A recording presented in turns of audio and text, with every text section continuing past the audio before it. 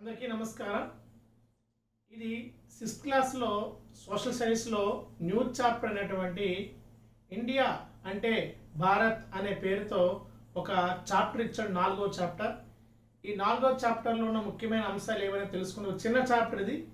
అయితే కొంచెం బేసిక్స్ అనేవి హిస్టరీ పరంగా బేసిక్స్ మన ఇందులో చూపించాడు. అదేంటో చూద్దాం. ఈ చాప్టర్ పేరు 4th చాప్టర్ ఇండియా అనగా భారత్ అన్నాడు, అయితే భారతదేశం అన్నాడు. సో ఈ పదాన్ని మనకి రాజ్యాంగంలో ఫస్ట్ పార్ట్లో ఫస్ట్ ఆర్టికల్లో కూడా కనిపిస్తుంది. ఇండియా మీన్స్ భారత్ అంటాడు.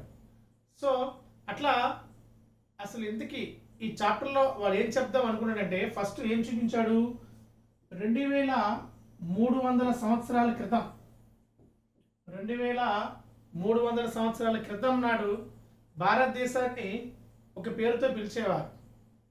ఆ పేర్లు ఏంటి అంటే, ఎలా భారతదేశం ఏ పేరు నుండి ఏ పేరు వరకు వచ్చింది, ఏ పేరు నుండి భారత్ అనే పేరు ఈరోజు మనం మాట్లాడుకుంటున్నాం అనే చరిత్రను మనకి ఫస్ట్ పేజీలో స్టార్ట్ చేశారు. అయితే ఇందులో మనకి శ్రీ అరవింద్ ఘోష్ గారు ఒక పదంతో ఈ పాఠ్యాంశం ప్రారంభమవుతుంది. భారతదేశం అనేది సాంస్కృతిక పరంగా ఎంతో శోభాయమానంగా ఉండేదని, అలాగే భారతదేశానికి ఉత్తరాన హిమాలయ పర్వతాలు, అలాగే తూర్పు పడమరగా 2 సముద్రాలు ఉన్నట్లు ఆ యొక్క భౌగోళిక పరిస్థితి భారతదేశంలో శోభాయమానంగా మార్చిందని చెప్పేసి శ్రీ అరవింద్ ఘోష్ గారు నిర్వచనం ఇచ్చారు. ఆ నిర్వచనాన్ని మనం చూపించాడు. అట్లాగే ఇంతకీ భారతదేశాన్ని ఏ పేర్లతో పిలిచేవారనే స్టోరీని ఎట్లా డివైడ్ చేశారండి. ఇక్కడ మొదటగా ఇందులో మనం చూస్తే ఫస్ట్ వన్ ఋగ్వేదం అనే పదాన్ని వాడాడు. ఋగ్వేదం తర్వాత మహాభారతం చూపించాడు, మహాభారతం. దాని తర్వాత విష్ణు పురాణం అన్నాడు, విష్ణు పురాణం. అలాగే అశోకుడి యొక్క శాసనాలు అన్నాడు, అశోక శాసనాలు. అలాగే టియాంజు అంటే ఇక్కడ హుయాన్సాంగ్ అనే రచనల్లో ఈ పదం చూడవచ్చు. హుయాన్సాంగ్ ఇది 7వ శతాబ్దం ఏడీలో మనకు చూపించాడు. ఇట్లా ఋగ్వేదం, మహాభారతం, విష్ణు పురాణం, అశోక శాసనం, టియాంజు, అలాగే పర్షియన్స్ కాలంలో భారతదేశం ఏ విధంగా పిలిచేవారు. అలాగే తీసుకుంటే గ్రీకులు ఏ విధంగా భారతదేశాన్ని పిలిచేవారు. తర్వాత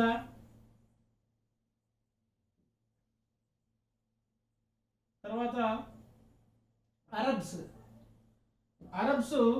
భారతదేశాన్ని ఏమని పిలిచేవారు, అరబ్స్. తర్వాత బ్రిటిషర్స్. ఇలా ఆర్డర్లో మనకి ఈ పాఠ్యాంశం చూపించాడు.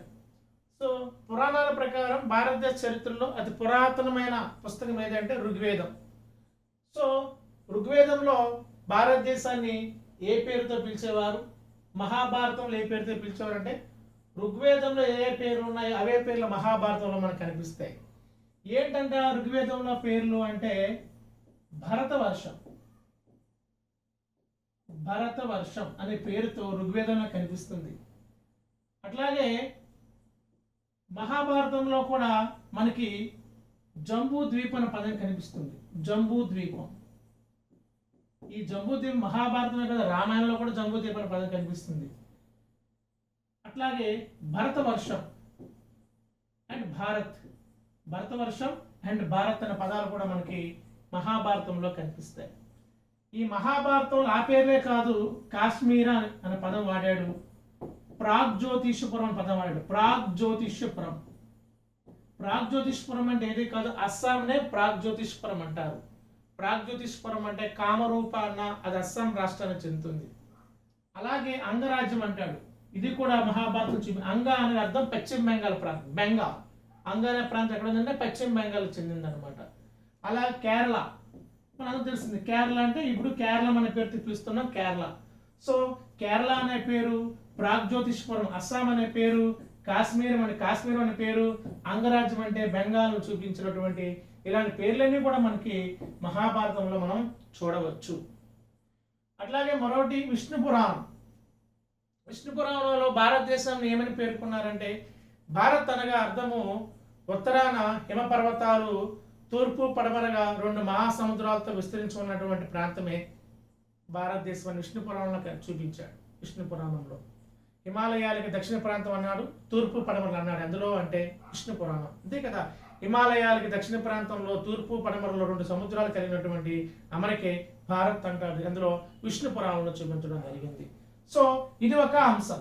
తర్వాత అశోక శాసనాలు. అశోకుడు వేసినటువంటి శిలాశాసనాలు అవ్వచ్చు, స్తంభ శాసనాలు అవ్వచ్చు. అశోకుడి శిలాశాసనాల్లో భారతదేశాన్ని ఏమని పిలిచాడు? జంబూ ద్వీపం. ఇది మనకి క్రీస్తు శకం 250లో తన పరిపాలనా కాలం BCE, బిఫోర్ కామన్ ఎరా. 250 క్రీస్తుపురం 250లో తన పరిపాలనా కాలంలో, అశోకుని కాలంలో మనకి తన వేసిన శాసనాల్లో భారతదేశం ఏ పేరుతో పిలిచాడంటే జంబూ ద్వీపం అనే పేరుతో పిలిచాడు. జంబూ ద్వీపము. సో జంబూ ద్వీపం అనే పదానికి అర్థం నేరేడు అని అర్థం. నేరేడు చెట్టుని మనం నేరేడు చెట్లు ఎక్కువగా ఉన్నట్లు ఆనాటి కాలంలో, అందుకు జంబూ అనే పదానికి అర్థం నేరేడు పండు.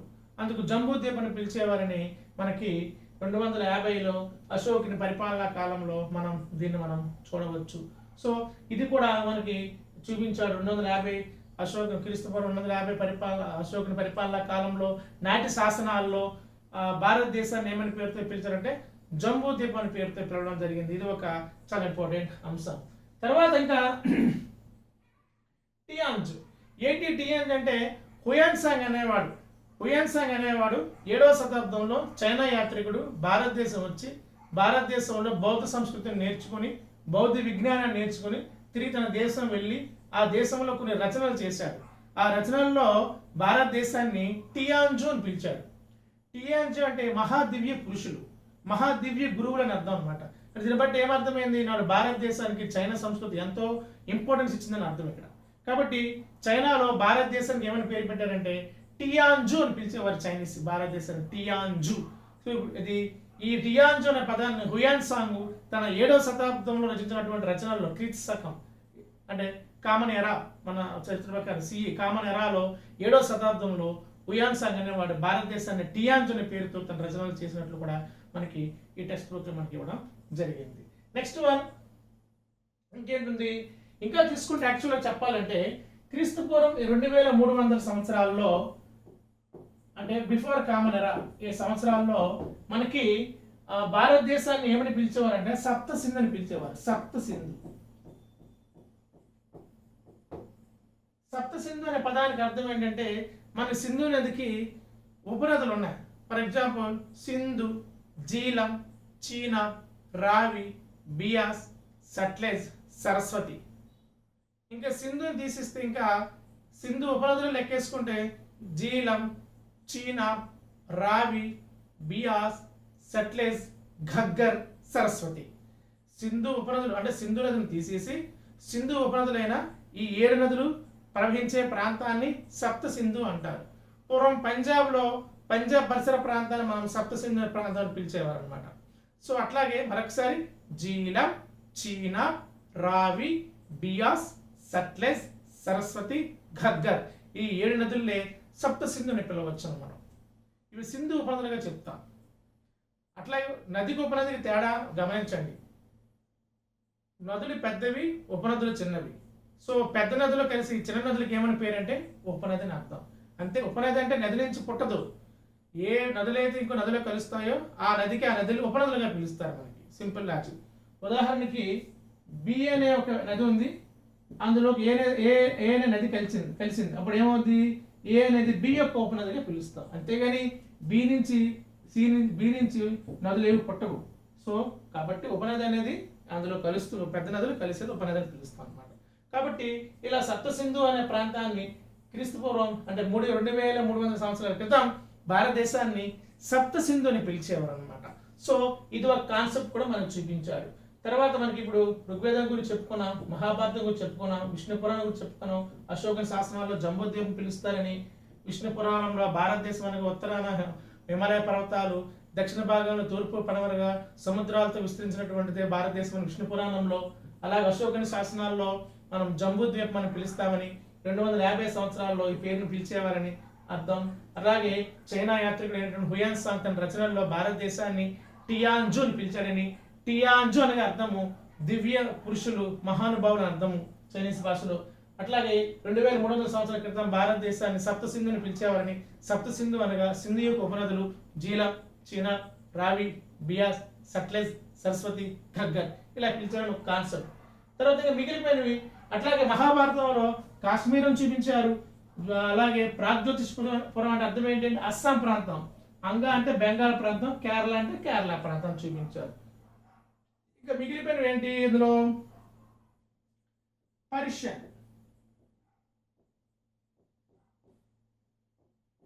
6th BCE పర్షియన్స్ భారతదేశంపై దాడి చేశారు. పర్షియన్స్ తర్వాత అరబ్స్, తర్వాత గ్రీక్స్. ఇంకా ఆర్డర్లో తీసుకుంటే పర్షియన్స్ తర్వాత గ్రీక్స్, గ్రీక్ తర్వాత అరబ్స్, తర్వాత బ్రిటిష్. వీరి కాలంలో భారతదేశం ఎలా పిలిచేవారు? యాక్చువల్గా అంటే ఇండియాలో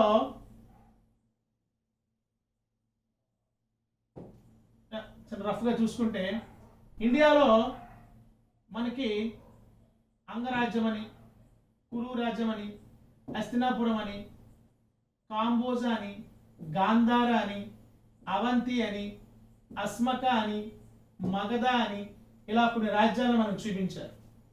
అట్లాగే ఇది సింధు నది ప్రవహించే ప్రాంతం. సింధు కింద జీలం ప్రవహిస్తుంది, జీలం.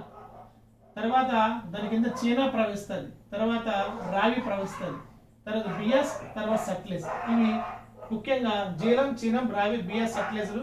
ఇవి దేని యొక్క ఉపనదులు అంటే సింధు ఉపనదులు. ఇవి 5 దీంతో పాటు ఈ ప్రాంతంలో గంగా నది ప్రవహిస్తుంది, గంగా. అట్లాగే ఈ గంగాకి ఈ సప్తసింధు ప్రాంతాల మధ్య యమునా నది ప్రవహిస్తుంది, యమునా నది. అట్లాగే తీసుకుంటే ఈ ప్రాంతంలో మనకి ఈ ప్రాంతంలో మనకి నర్మదా ప్రవహిస్తుంది, దాని కిందనే తపతి ప్రవహిస్తుంది. అట్లాగే తీసుకుంటే ఇట్లా మనకి గోదావరి ప్రవహిస్తుంది, దాని కింద కృష్ణా ప్రవహిస్తుంది, దిగువ భాగం తమిళనాడులో కావేరి ప్రవహిస్తుంది. చూసారా, ఇదే నది, ఇది కావేరి, ఇదే నది కృష్ణ, ఇదే నది గోదావరి, ఇదే నది నర్మద, దాని కింద నది తపతి, ఇది యమున, ఇది గంగా. ఇవి సింధు ఉపనదులు, సప్త సింధు పరిసర. ఇలా మ్యాప్ మనం చూపించాడు. అంగా, వంగ, వత్స, కురు, పాంచాల, సోరసేన, అస్మక, అవంతి, కాంబోజా, గాంధార లాంటి జనపదాలు చూపించాడు. అట్లాగే తీసుకుంటే చోళ, చెర, పాండ్య లాంటి రాజ్యాలను చూపించాడు. తమిళ సాహిత్యంలో అంటే ఒక పదం చూపించాడు. ఏంటంటే తమిళ సాహిత్యంలో అంట భారతదేశం అనగా ఉత్తరాన హిమపర్వతాలు లేదా మహాపర్వతాలు అన్నారు. అలాగే తూర్పు భాగం, పడమర భాగంలో సముద్రాలు. తమిళ సాహిత్యంలో చూడండి, ఒక రాజాది రాజు ఉత్తరాన మహాపర్వతాల వరకు, దక్షిణాన తూర్పు పడమరగా 2 సముద్రాల వరకు కూడా తన రాజ్యాన్ని విస్తరించారు అని చెప్పి తమిళ సాహిత్యం చెప్పుకోవచ్చు. ఆ రాజ్యం అయితే చోళ రాజ్యం. చోళ రాజ్యం కోసం ఆ సాహిత్యంలో తమిళ భాషలో వాళ్ళు వేసుకున్నారు, వేయబడింది ఆ కాలం నాడు. ఏమంటాడు తెలుసా? పదం వాడు తమిళ భాషలో కన్యాకుమారి అనే పదాన్ని వాడింది, కన్యాకుమారి. ఈ తమిళ సాహిత్యంలో కన్యాకుమారి నుండి దక్షిణాన కన్యాకుమారి నుండి ఉత్తరాన మహాపర్వతాల వరకు, తూర్పున 2 వైపుల సముద్రాల వరకు ఈ రాజు రాజ్యాన్ని విస్తరించాలనే ఒక పదాన్ని మన తమిళ సాహిత్యంలో చూడవచ్చు. మహాపర్వతం అంటే ఇంకే పర్వతాలు? హిమాలయ పర్వతాలు మనం గుర్తుపెట్టుకోవాలి. కన్యాకుమారి మనకు తెలుసు, తమిళనాడులో ఉన్న ప్రాంతం కన్యాకుమారి. ఇక్కడ అరేబియా సముద్రం, బంగాళాఖాతం, హిందూ మహాసముద్రం 3 తీరరేఖలు కలుస్తున్నటువంటి ప్రాంతం ఏదంటే, 3 సముద్రాలు కలుస్తున్న ప్రాంతం ఏదంటే కన్యాకుమారి. ఇక్కడ మనం గుర్తుపెట్టుకోవాలి. సో ఇట్లా ఇది ఒక అంశం. తర్వాత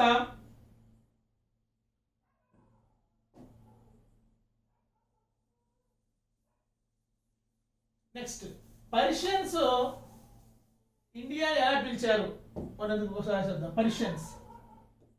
పర్షియన్స్ ఇండియాని ఎలా పిలిచేవారంటే,